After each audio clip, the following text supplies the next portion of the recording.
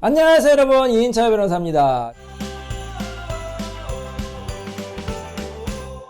자, 여러분, 제가 KBS ETV 굿모닝 대한민국 라이브 방송에 이제 출연하고 있어요. 매주 출연하고 있는데 이제 월화수목금 그렇게 출연하고 있습니다. 그래서 한 주는 월요일, 그 다음 주는 화요일 이렇게 이제 순차적으로 출연하고 있거든요. 아침 7시 이제 30분에서 이제 40분 이제 출연 시간은 조금씩 바뀌는데 오늘은 이제 25분에 출연했거든요. 그래서 20분에서 40분 사이에 여러분 보시면 굿모닝 대한민국 라이브에서 보시면 이제 제가 이제 생활법률에 대해서 이제 설명을 드릴 거예요.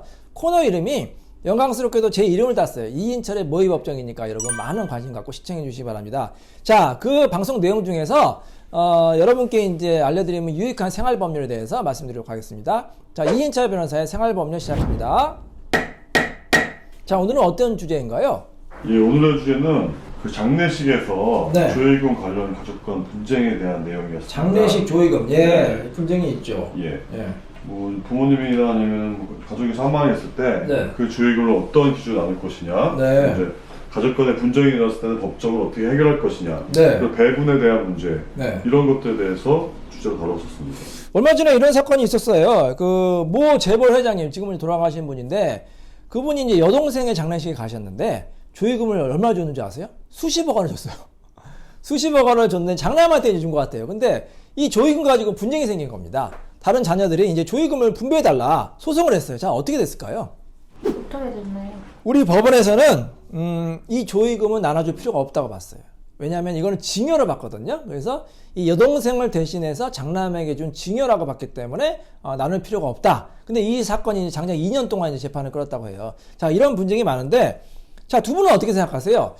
뭐 이제 자녀들 중에서 이제 효도도 많이 한 자녀가 있을 수가 있고, 또 어떤 자녀는 이제 뭐 소위 말해서 이제 불효자죠. 그렇게 이제 부모님을 보살피지도 않고 폐륜적인 자식도 있고, 또 어떤 이제 자녀는 이제 워낙 이제 사회활동이 많아서 이제 조문객이라고 하죠. 조문객들이 너무 많이 와서 이제 그 자녀를 이제 보고 이제 이렇게 조의금을 많이 내는 경우도 있고, 또 어떤 자녀는 은둔생활 해가지고 조문객이 하나도 안 왔어요. 그래서 그 자녀는 조문객이 하나도 온 자녀가 있고, 이렇게 여러 가지가 있지 않습니까? 그럴 경우에 김대리, 이 조의금을 어떻게 나눠야 될까요? 지불한 비율에 따라서 좀 나눠요. 그러니까 많이 이제 조문객 온 사람들 많이 갖고, 네. 적게는 적게 받고. 자, 그게 일리가 있죠. 홍 이사는 어떻게 봐요? 일단은 기준이 너무 모호하기 때문에 네.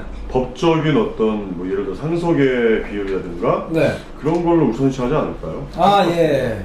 자, 맞아요. 이번 주제는 이제 홍 이사가 정답 맞췄는데, 물론 김 대리 말이 일리는 있죠. 어떤 사람은 이제 전문객이 많이 왔으니까 그 사람 많이 간다 이렇게 생각할 수 있지만 그건 아니고, 우리 법원에서는 이제 상속 비율대로 나눠갖자. 이렇게 이제 나눠가자라 이렇게 이제 판결 내렸어요. 그러니까, 아들, 딸, 장남, 차남 상속 비율이 똑같은 거 아시죠? 다 1대1로 똑같고, 다만 배우자가 살아있을 때는 배우자는 1.5배, 50%더 갔기 때문에 이제 더 이제 그 비율대로 나눠가주면 이제 됩니다. 그게 원칙이고요.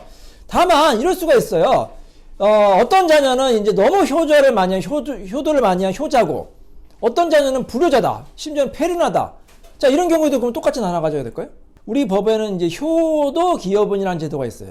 왜 우리가 이혼할 때 이제 그 각자의 기여도에 따라서 재산분할을 더 많이 받을 수도 있고 적게 받을 수도 있잖아요. 상속도 그런 제도가 있는데 이게 이제 우리나라가 워낙 동방예의지국이니까 좀 특별한 제도가 있어요. 외국에는 사실 이런 제도가 거의 없거든요.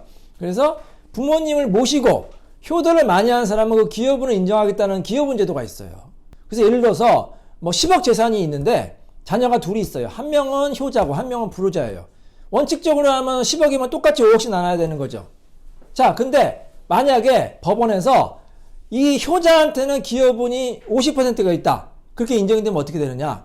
10억 중에서 50%에 해당하는 5억을 먼저 가져가는 거예요. 그렇죠. 주고 나머지를 다시 나누는 거예요. 반반씩.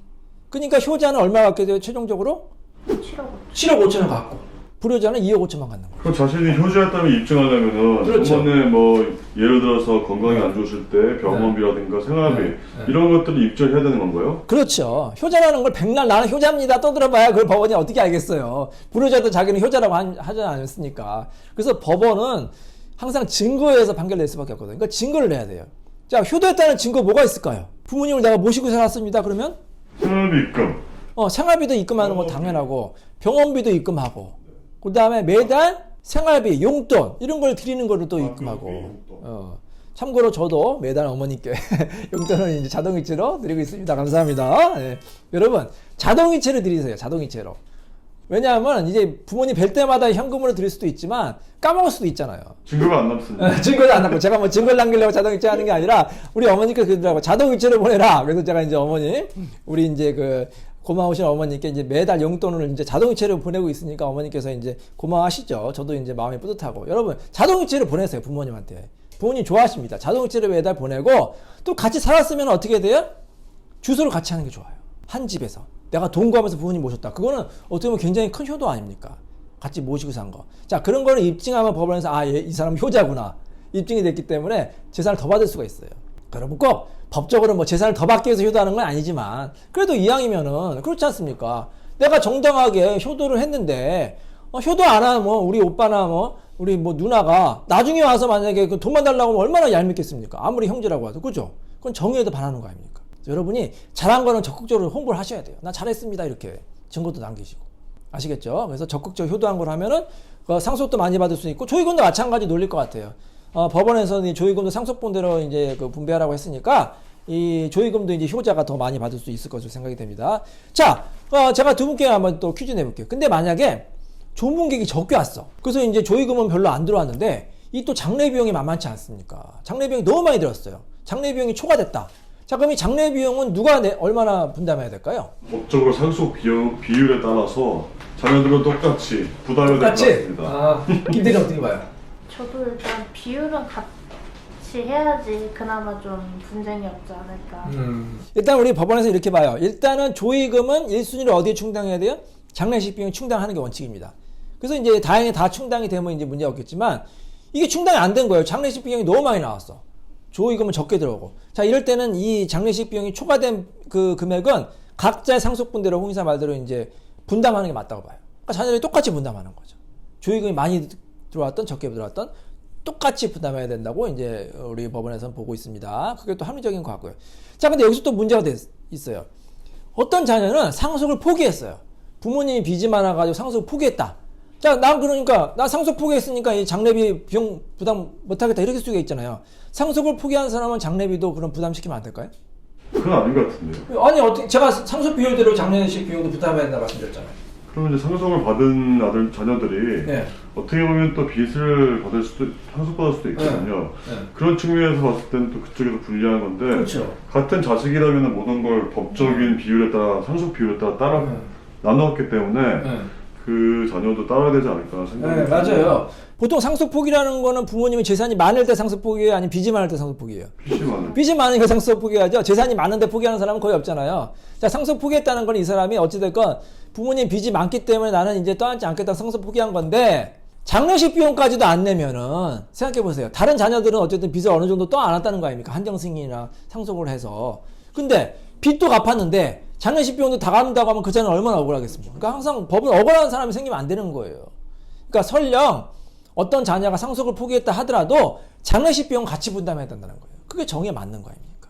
아시겠죠? 여러분 법은 항상 상식과 정의에 맞아야 됩니다. 그래서 이 장례식에서도 마찬가지예요. 자, 근데 이렇게 장례식 비용 가지고 뭐 서로 이제 뭐 조의금 갖고 싸운다고 하면 그게 볼썽사나워요? 보기가 좋은 일이에요. 그게 안 좋죠. 너무 안 좋죠. 아니 상속재산 갖고 싸우는 것도 안 좋은데 이거 장례식장에서 싸우는 건 정말로 이거는 정말 부모님 별 낯이 없는 거예요. 부모님이 진짜 관뚜껑 열고 낯이 나오실 거예요. 싸우지 말라고. 얼마나 부모님이 한이 되겠습니까? 어떻게 보면 조의금은 부모님 보고 오신 거 아닌가요? 그죠? 그러니까 부모님에게 귀속돼야 되는 거기 때문에 당연히 부모님 위해서 이제 부모님 마지막 가시는 길 장례식 잘 치르고 남는 게 있다면은 그 유족들을 서로 위로하기 위해서 이제 사이좋게 이제 그렇게 이제 분담을 해야지. 그거 가지고 싸우면은 부모님이 돌아가신 부모님이 얼마나 마음이 아프시겠어요. 절대로 여러분 장례식장에서 싸우지 마시고 상속재산 가지고도 싸우지 마시고 가급적이 원만하게 합의를 하면 되고요.